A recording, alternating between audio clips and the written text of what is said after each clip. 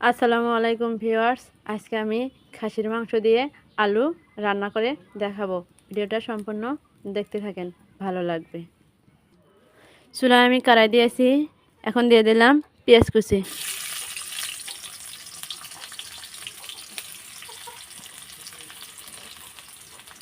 পেঁয়াজটা আমি 2-3 মিনিট ভেজে নেব।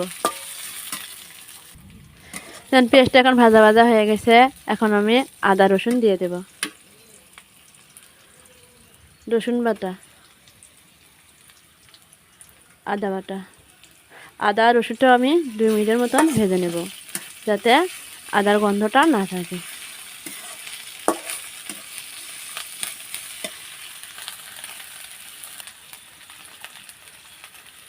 মশলাগুলো যাতে পোড়া না যায়, এই জন্য আমি এখানে পানি দিয়ে দিলাম।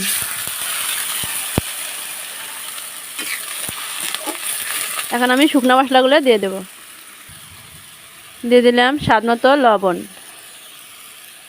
শুকনো মরিচের গুঁড়া, হলুদের গুঁড়া, জিরের গুঁড়া, সবগুলো আমি ভালোভাবে এখন মিক্সড করে নেব। দিয়ে দিলাম 2 টুকরা তেজপাতা, দারচিনি। মশলাটা আমি এখন ভালোভাবে কষে নেব।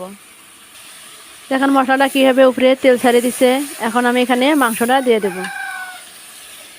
মাংসটা আমি লেবু দিয়ে ভালোভাবে পরিষ্কার করে নিয়েছি। লেবু দিলে খাসির মাংসে কোনো গন্ধ থাকে না। মশলার সাথে মাংসটা ভালোভাবে মিক্সড করব। এখন আমি দিয়ে দিলাম গরম মশলা। গরম মশলা আমি থেতা করে দিয়েছি।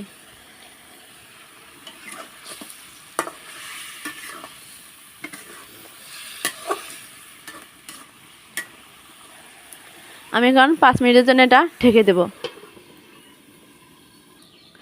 5 মিনিট পরে আমি এখন ঢাকনাটা উঠালাম।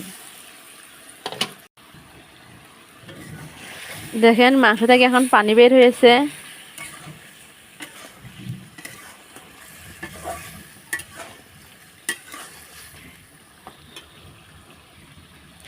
এখন আমি যে আলু কেটে রেখেছিলাম ধুয়ে পরিষ্কার করে, এই আলুটা আমি এখন দিয়ে দেব।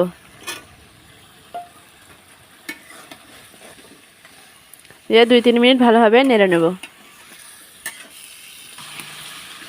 দেখেন আলু আর মাংসটা ভালোভাবে মিক্স হয়ে গেছে। এখন আমি এখানে পানি দিয়ে দেব।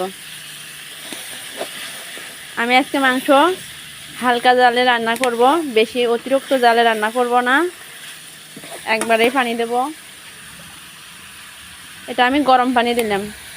গরম পানি দিলে মাংসর টেস্ট অনেক সুন্দর আসে। আমি একবারে পানি দেব, দ্বিতীয়বার কোনো পানি দেব না, তাই একটু পানির পরিমাণ বেশি দিলাম। হালকা জালে দিলে মাংসটা সেদ্ধ হয়ে যাবে। আমি এটা এখন 20 মিনিটের জন্য ঢেকে দেব, দিয়ে জাল করব। আমি 20 মিনিট পরে এখন ঢাকনাটা উঠালাম। দেখেন পানিটা এখন টানে গেছে, তরকারি এখন হয়ে গেছে। আর আমি 2-3 মিনিট জাল করে নেব। এখন আমি দিয়ে দেব ভাজা জিরার গুঁড়া,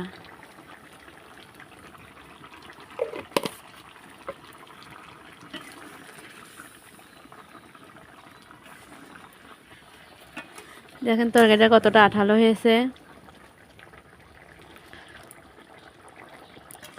আজকের রেসিপি এখানে শেষ, দেখা হবে অন্য কোনো রেসিপিতে। ধন্যবাদ, সবাই ভালো থাকবেন।